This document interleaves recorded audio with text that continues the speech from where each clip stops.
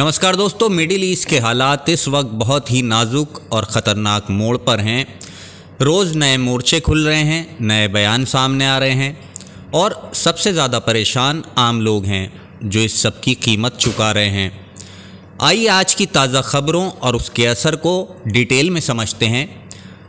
सबसे पहली और सबसे अहम ख़बर आपके सामने रखता हूँ, इजराइल और कतर को लेकर है। दोस्तों, इजराइल के प्रधानमंत्री नेतन्याहू ने एक बड़ा और सख्त बयान दिया है। जी हाँ, उनका कहना है कि अगर हमास के जो नेता कतर में मौजूद हैं वो इस हमले से बच गए हैं तो इजराइल अगली बार उन्हें छोड़ने वाला नहीं है। नेतन्याहू का कहना है कि ये नेता ही असली अड़चन है शांति की राह में। अब आप सोचिए, ये बयान सिर्फ एक बयान नहीं है, ये धमकी है। ये दरअसल पूरे हालात को और भी ज़्यादा पेचीदा बना देता है, क्योंकि कतर ही वो मुल्क है इकलौता जो लंबे समय से मध्यस्थ की भूमिका निभाता आया है, गाज़ा के लोगों के लिए फंडिंग करता है और बातचीत में एक पुल का काम करता है। अगर अब उसी कतर के नेताओं को इजराइल निशाना बनाने की धमकी देता है तो आगे बातचीत का दरवाज़ा आप सोच सकते हैं और भी ज़्यादा मुश्किल हो जाएगा, तकरीबन बंद हो जाएगा। अब बढ़ते हैं अगली बड़ी खबर की तरफ। न्यूयॉर्क में संयुक्त राष्ट्र की जनरल असेंबली हुई और वहाँ भारी बहुमत से एक प्रस्ताव पास किया गया है। इस प्रस्ताव में साफ कहा गया है कि इजराइल और फिलिस्तीन दोनों को ही अलग अलग देश के तौर पर मान्यता मिलनी चाहिए और दोस्तों जल्द से जल्द युद्ध रोका जाए। प्रस्ताव में गाज़ा के लोगों को इंसानी मदद पहुंचाने और एक इंटरनेशनल मॉनिटरिंग टीम तैनात गठित करने की भी बात की गई है। लेकिन दोस्तों यहाँ एक सवाल खड़ा होता है, क्या सिर्फ प्रस्ताव पास करने से, बयानबाजी करने से हालात बदले जा सकते हैं? पिछले कई सालों से हम यही देखते आ रहे हैं, क्योंकि कि प्रस्ताव तो पास हो जाते हैं, बयान आते हैं, लेकिन ज़मीनी हकीकत वहीं की वहीं रहती है। बम गिरते हैं, लोग मरते हैं और आम जनता को कीमत चुकानी पड़ती है। इस बार भी सबसे बड़ा सवाल यही है कि क्या इजराइल और उसके सहयोगी देश इस प्रस्ताव को मानेंगे या फिर इसे ठुकरा देंगे। अगली अहम अपडेट अमेरिका से जुड़ी है। अमेरिका के विदेश मंत्री मार्को रूबियो इजराइल जा रहे हैं। उनका मकसद है ये समझना कि कतर पर हमले के बाद जो हालात हैं कितने बिगड़े हैं और आगे अमेरिका को किस तरह की भूमिका इसमें निभानी चाहिए। रूबिको का ये दौरा बहुत मायने रखता है, क्योंकि अमेरिका हमेशा से इजराइल का सबसे बड़ा सहयोगी रहा है, समर्थक रहा है। लेकिन अब अमेरिका पर दबाव है कि वो सिर्फ इजराइल का साथ ना दे जो देता आया है, बल्कि अरब देशों और ख़ासकर कतर जैसे मुल्कों की भी बात सुने। अगर अमेरिका संतुलन बनाने में नाकाम रहता है तो इसका असर सीधा सीधा पूरे मिडिल ईस्ट पर पड़ेगा।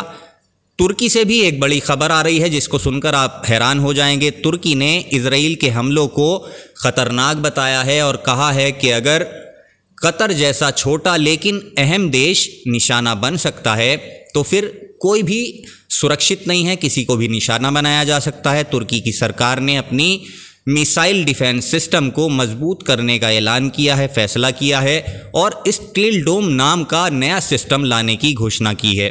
सोचिए ये कितना बड़ा बदलाव है मिडिल ईस्ट में। पहले सिर्फ इजराइल के पास आयरन डोम था, अब तुर्की भी उसी तर्ज पर सिस्टम बना रहा है। इसका मतलब ये है कि हालात इतने बिगड़ चुके हैं कि बाकी देश अब अपनी सुरक्षा खुद संभालने की कोशिश में लग गए हैं, किसी और पर भरोसा नहीं कर रहे हैं। यमन की तरफ बढ़ें तो वहाँ आपको पता है हालात और भी ज़्यादा ख़राब हो गए हैं। सना और अल-ज़ौफ़ जैसे इलाकों में इजराइल ने हवाई हमले किए थे। हूती अधिकारियों का कहना है कि इन हमलों में लगभग 46 से ज़्यादा लोग मारे गए हैं, जिसमें औरतें और बच्चे भी हैं और तकरीबन 165 लोग बुरी तरीके से ज़ख्मी हुए हैं। यमन पहले से ही गरीबी और गृहयुद्ध की मार झेल रहा है, ऊपर से इन हमलों ने वहाँ के हालात और भी ज़्यादा ख़राब कर दिए हैं। अस्पतालों में जगह कम पड़ गई है, दवाइयाँ नहीं मिल पा रही हैं और लोग शेल्टर में रहने को मजबूर हैं। आप समझ सकते हैं कि वहाँ का आम इंसान किस हालात में जी रहा होगा। ना बिजली है, ना पानी है, ना खाना है और अब ऊपर से ये बमबारी। कतर के प्रधानमंत्री की बात करें तो दोस्तों अब वो अमेरिका के बड़े अधिकारियों से मिलने वाले हैं। ये मुलाकात इसलिए बहुत अहम है क्योंकि कतर अभी भी बातचीत और युद्ध विराम की उम्मीदों को ज़िंदा रखना चाहता है, कोशिशें करना चाहता है। लेकिन सवाल यही है, क्या अमेरिका, क्या इजराइल अब भी कतर पर भरोसा करेंगे?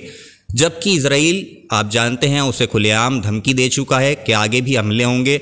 अगर कतर पर दबाव बढ़ता है तो शांति की कोशिशें और भी ज़्यादा मुश्किल हो जाएंगी, बल्कि नामुमकिन हो जाएंगी। इसी बीच यूएई ने भी बड़ा कदम उठाया।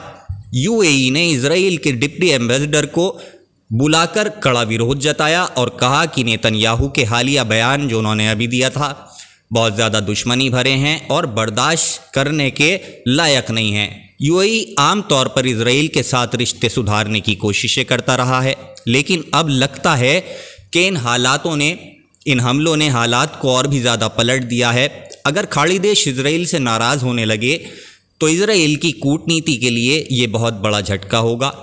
आप जानते हैं, अब आम आदमी करें तो क्या करें। गाज़ा की तस्वीरें दिल दहला देने वाली हैं। लोग अपने घर छोड़कर मजबूर हैं दूसरी जगह जाने को। खाने पीने का सामान कम होता जा रहा है, अस्पतालों में भीड़ बढ़ती जा रही है, बच्चों के इलाज के लिए दवाइयाँ नहीं हैं, आप जानते हैं पानी नहीं है। गाज़ा में एक डॉक्टर ने कहा कि वो अब मरीज़ों को सिर्फ दर्द कम करने वाली दवा दे सकता है, लेकिन इलाज के लिए उसके पास कुछ नहीं बचा है। सोचिए ये हालात कितने डराने वाले हैं। खाड़ी देशों की सुरक्षा को लेकर भी बड़ी बहस शुरू हो गई है। दोस्तों, पहले ये देश अमेरिका पर पूरी तरह से भरोसा करते थे, विश्वास करते थे कि अगर कोई हमला हुआ तो अमेरिका उन्हें बचा लेगा, उनके साथ खड़ा होगा। लेकिन अब हालात बदल रहे हैं।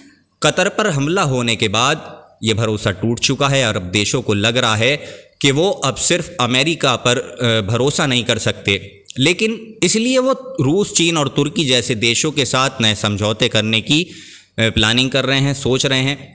इसका मतलब यह है कि आने वाले वक्त में मिडिल ईस्ट का नक्शा सिर्फ राजनीति में नहीं बल्कि गठबंधनों में भी बदल सकता है। कौन किसके साथ होगा ये देखना है। कुल मिलाकर तस्वीरें बहुत डरावनी हैं। मिडिल ईस्ट इस वक्त सबसे ज़्यादा नाजुक दौर से गुजर रहा है। इजराइल का कड़ा रुख, अमेरिका की कोशिशें, तुर्की और यूएई की नाराज़गी, यमन और गाज़ा के हालात और संयुक्त राष्ट्र की अपील सब मिलकर एक ऐसे तूफ़ान की तरफ इशारा कर रहे हैं जिसका असर पूरी दुनिया पर पड़ेगा, सबको देखना पड़ेगा। सवाल यही है कि क्या अब भी शांति की कोई राह निकल कर सामने आएगी, या फिर हालात और भी ज़्यादा बिगड़ जाएंगे, या फिर ज़िंदगी दोबारा से ढर्रे पर लौटेगी। अब देखना है आगे क्या होगा।